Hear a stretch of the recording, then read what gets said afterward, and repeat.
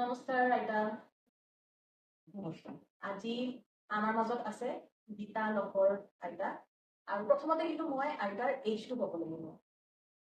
এইজটো আপোনালোকে গেছো কৰিব পাৰে কিমান হয়, কিন্তু আপোনালোকে শুনি পেলাই ইট বি ভেৰি ছাৰপ্ৰাইজিং দেট আইতাৰ এইজটো 87। দেখিলেতো একেবাৰে নালাগে। আৰু আইতাই আজি আমাৰ মাজত আহিবলৈ এগ্ৰী কৰাটো সেইটো মোৰ কাৰণে খুব বেছি ডাঙৰ কথা। I am very much thankful আইতা আপুনি এগ্ৰী কৰাৰ কাৰণে। এতিয়া মই আইতা আপোনাক সৰু পৰিচয় এটা বিচাৰিছো, যাতে মই আপোনাক জানো। যোনে চাই আছে ভিডিঅ'টো তেওঁলোকে নকয়। মইনো মোৰ বিষয়ে কি ক'ম কোৱাচোন। মই আচলতে এগৰাকী হাউচ ৱাইফ। পূৰ্বৰ পৰাই বিয়া হোৱাৰ পৰাই ঘৰৰ মানে ল'ৰা ছোৱালী ডাঙৰ কৰিছোঁ তেনেকৈ। তাৰ মাজতে হয়তো মই মাজে মাজে থিয়েটাৰ কৰিছোঁ, চিনেমা কৰিছোঁ, চিৰিয়েল কৰিছোঁ, কিবা কিবি এনেকুৱা সাংস্কৃতিক কামবিলাকৰ মই মাজে মাজে জড়িত হৈ আছোঁ।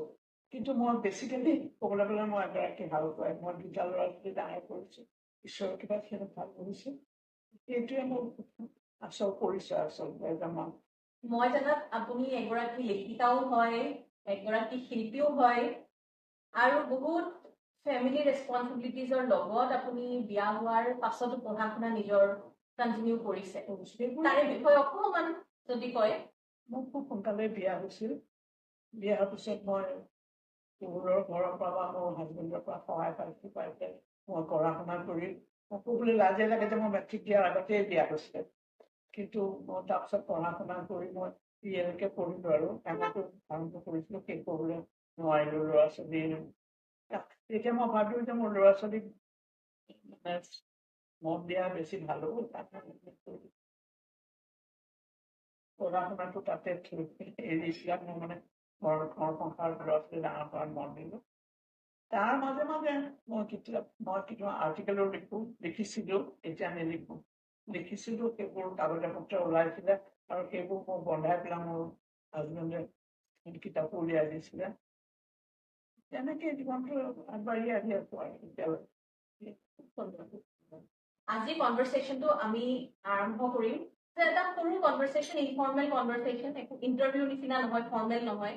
জাষ্ট আপোনাৰ জাৰ্নিটো জানিবলৈ, আপোনাৰ কিছুমান অপিনিয়নছ বা পাৰ্চপেক্টিভ কিছুমান জানিবলৈ, যোনটো আমাৰ নৱপ্ৰজন্মই হওক বা আপোনালোকৰ জেনেৰেশ্যনে বহুত বস্তু শিকিব পৰা। মই আপোনাক আজি কেইমাহমান আগতে মই আপোনাক যোৱা বছৰ ডিচেম্বৰ মাহত লগ পাইছিলোঁ। এনেকুৱা এটা সময়ত যোনটো সময়ত আপুনি কিছুমান শাৰীৰিক অৱস্থাৰ মাজেৰে গৈ আছিলে। আপুনি অকণমান তাৰে বিষয়ে আমাক ক'ব নেকি? কেনেকৈ লগ পাইছিল, কি হৈ আছিলে সেই সময়খিনি, কি অসুবিধা পাই আছিলে? মই লগ পাইছিলোঁ, আচলতে মই তোমাক লগ পাব বিচাৰিছিলোঁ। এগৰাকী মোৰ আত্মীয় আছে, তেখেতক ফোন কৰিছিলোঁ যে মোৰ কিছুমান এনেকুৱা প্ৰব্লেম হৈছে। শাৰীৰিক প্ৰব্লেমটো মই ইমান ভবা নাছিলোঁ, কাৰণ বয়সৰ লগে লগে চবে কয় যে প্ৰব্লেম কিছুমান হয়। মোৰো তেনেকুৱা কিছুমান প্ৰব্লেম হৈছিলে, চকুৱে দিগদাৰি কৰিছিলে, তাৰপিছত ভৰিখন বিষাইছিলে বা এনেকুৱা ধৰণৰ সৰু সুৰা কিছুমান মোৰ দিগদাৰি হৈ আছিলে। আৰু লগে লগে মোৰ মনটোও পৰি গৈছিলে। কি কাৰণে ক'ব নোৱাৰো, বিশেষ মই কিন্তু কোনো কাৰণ বিচাৰি পোৱা নাই কি কাৰণে পৰি গৈছিল। মোৰ মনটো একদম পৰি গৈছিলে। মাটি ফুটি কৰি মোৰ যিটো ব্যক্তিত্ব সেইটো মোৰ একদম মানে বেলেগ হৈ গৈছিলে। এতিয়া মোক সেই আত্মীয়গৰাকীয়ে চন্দ্ৰামিতাৰ কথা ক'লে, মই চন্দ্ৰামিতাক লগ কৰিলোঁ, চন্দ্ৰামিতা ৰাজি হৈ মোক সহায় কৰিবৰ কাৰণে। তেনেকে আৰু মোৰ লগত চন্দ্ৰামিতাৰ চিনাকি চলি আছে এতিয়ালৈকে। যেতিয়া আপুনি অসুবিধা পাইছিল, আৰু মই এগৰাকী ক্লিনিকেল চাইকলজিষ্ট, আমি দেখো যে বহুত সময়ত আমি ক্লিনিকেল চাইকলজিষ্ট বা আমাৰ মেণ্টেল হেল্থৰ কাৰণে, মানসিক স্বাস্থ্যৰ কাৰণে আমি কাৰোবাক এপ্ৰ'চ কৰিবলৈ দিগদাৰি পাওঁ। গতিকে আপুনি সেই সময়টোত আপোনাৰ তেনেকুৱা হেজিটেশ্যন লাগিছিলে নেকি যেতিয়া মোক লগ পাইছিলে? নাই, মোৰ তেনেকৈ হেজিটেশ্যন লগা নাই। মই জানিছিলোঁ যে মোৰ হয়তো চাইকলজিকেল প্ৰব্লেমে হৈছে, কিন্তু মই এইখিনি উদাৰ আছিলোঁ নেকি মই ক'ব নোৱাৰিম।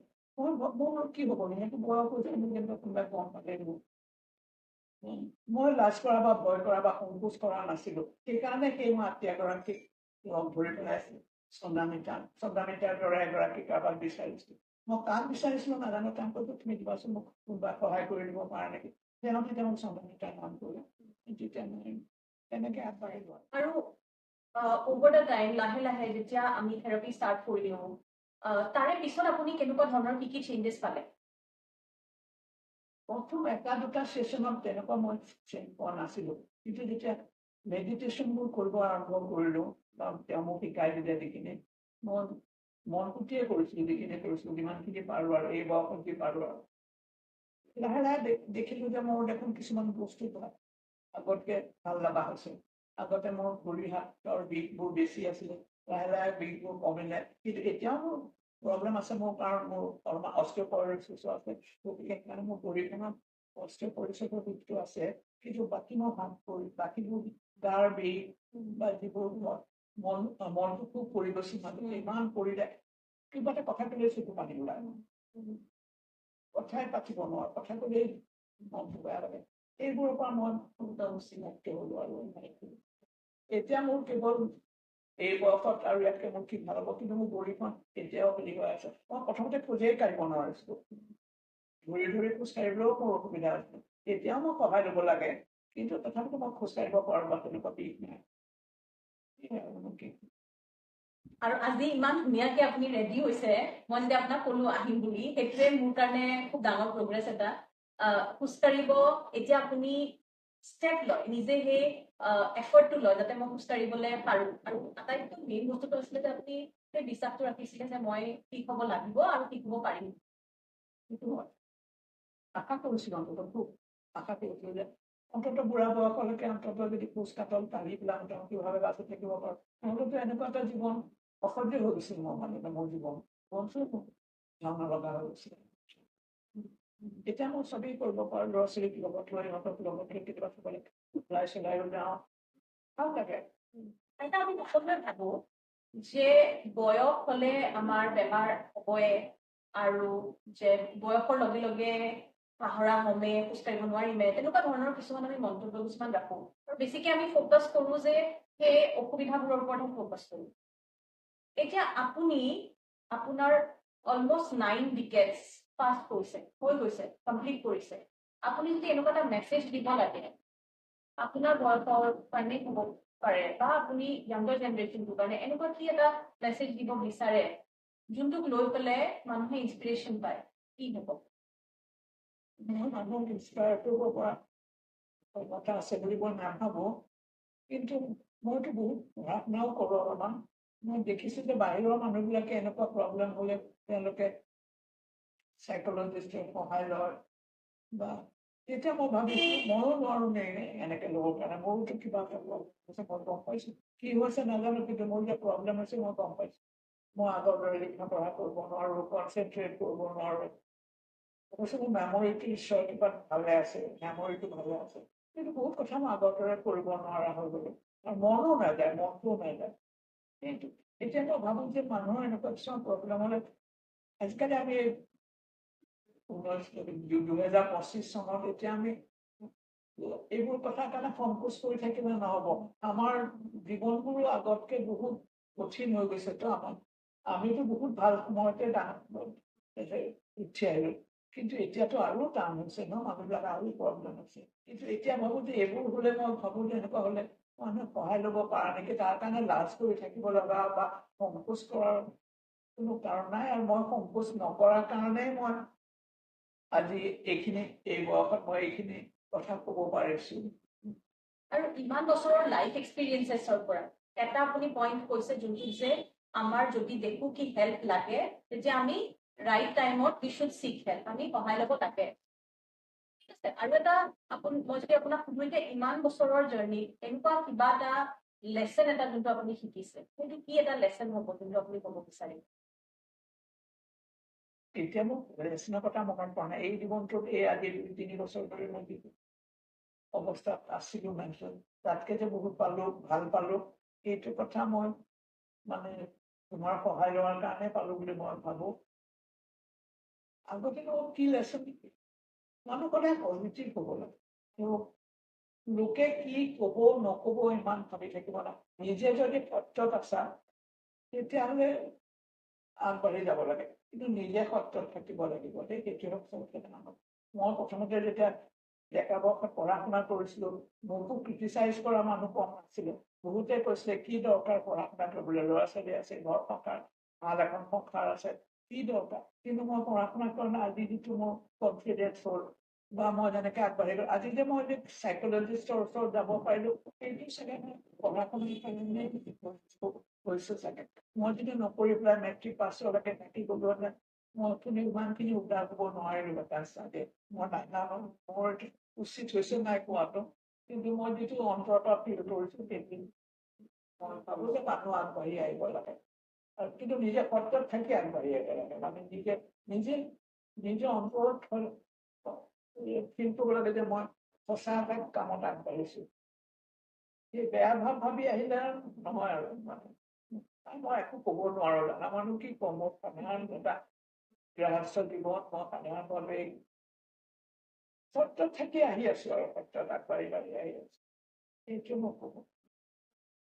ঠিক আছে থেংক ইউ আইতা আপুনি এইখিনি সময় আমাক দিয়াৰ বাবে তুমি যেবোৰ মোক সুধিছা মোৰ লাজেই লাগিছে এইবোৰ মানুহে যে মোক কি ক'ব মই নাজানো ইয়াৰ পৰা যদি কাৰোবাৰ কিবা সুবিধা হয় নিশ্চয় মই ভাল পাওঁ আৰু মানুহে অলপ ভাবিবলৈও শিকিব হয়তো মোৰ পৰা ভাল পাওঁ বা নাপাওঁ কিন্তু তেওঁলোকে অন্ততঃ যদি ভাবিবলৈ শিকে যে এনেকুৱা হ'ব পাৰি বা হ'ব পাৰে সেইটো এটা মই ভাবো যে মানুহে সহায় লাগে আপুনি সেই প্ৰব্লেমটো যোনটো আছিলে সেই সময়খিনিত যে কিছুমান ব্যৱহাৰ আপোনাৰ সলনি হৈছে বা মনটো সলনি হৈছে সেই বস্তুখিনি এটলিষ্ট আপুনি চিনাক্ত কৰিছিলে আইডেণ্টিফাই কৰিছিলে আৰু তাৰে পিছত আপুনি ডিচাইড কৰিছিলে যে মই ষ্টেপটো কিবা এটা ল'ব লাগিব বহু সময়ত আমি কি হয় যে সেনেকুৱা কিবা অসুবিধা হলেও আমি ভাবো যে এইটো একো নহয় এইটো নৰ্মেলে হয় আমি তেনেকে ভাবো যে নিজে নিজে ঠিক হৈ যাব কিন্তু কেতিয়াবা সেইটো আমি কেতিয়াবা কিছুমান বস্তু নিজে ঠিক কৰিবও নোৱাৰো কাৰণ কি আমি গমো নাপাওঁ যে কি হৈ আছে গতিকে আপুনি নিজে আপোনাৰ নিজৰ ওপৰত কাম কৰিলে আৰু ওভাৰ দ্য টাইম আপুনি এইখিনি চেঞ্জেছ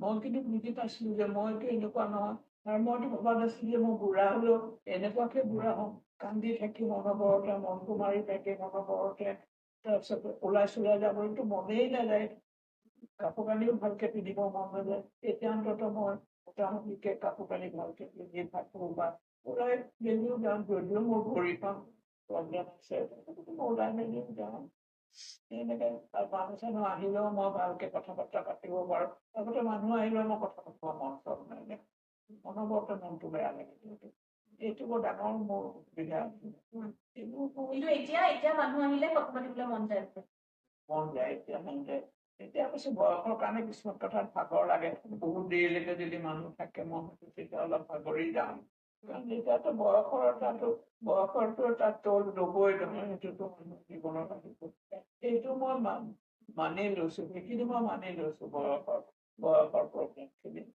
আৰু মোৰ ল'ৰা ছোৱালীকো তেনেকে দিগদাৰি দিবলৈ নিবিচাৰো মোৰ বয়সৰ কাৰণে সিহঁতৰ অসুবিধা কিন্তু কেতিয়াবাতো দিগদাৰি দিব লাগিব অসুখ বিসুখ হলেতো তাহাঁতেই মোক চাব লাগে সেইকাৰণে সেইবোৰ ভাবি চিন্তি চলো আৰু গতিকে আপুনি মাইণ্ডফুলনেছৰ গোটেইখিনি প্ৰেক্টিচেছ আপুনি ইমান ভালকে কৰিছে ডেট ৱাজ দ্য ৰিজন আপুনি মই আপোনাক ফেচিলিটেট কৰিছো আপুনি নিজে সেইখিনি কৰি পেলাই সেই চেঞ্জেছখিনি অভাৰ দ্য টাইম আপুনি আপোনাৰ জীৱনত আপুনি মোৰ কাৰণে বা যোনে যোনে চাব এই ভিডিঅ'টো আৰু বহুত মানুহৰ কাৰণে ইউ আৰ আ চ'ৰ্চ অফ ইনস্পিৰেশ্যন গতিকে আপুনি এই গোটেইখিনি যোনখিনি আমি শিকিছিলো সেই গোটেইখিনি আপুনি কৰি থাকিব আৰু আশা কৰো আপোনাক মই এজ এ চাইকলজিষ্ট দি ট্ৰিট কৰিব নহয় আমি আৰু লগ পাই থাকো আৰু আপোনাৰ পৰা শিকিব পাৰিম থেংক ইউ চ' মাছ তুমি মোক ইমানখিনি ইনস্পায়াৰ কৰাৰ কাৰণে তোমাকো মই চাইকলজিষ্ট বুলি এতিয়া নাভাবা হ'লো ঘৰৰ ছোৱালীজনে লাগে গতিকে আমাৰ আজিৰ এপিচডটো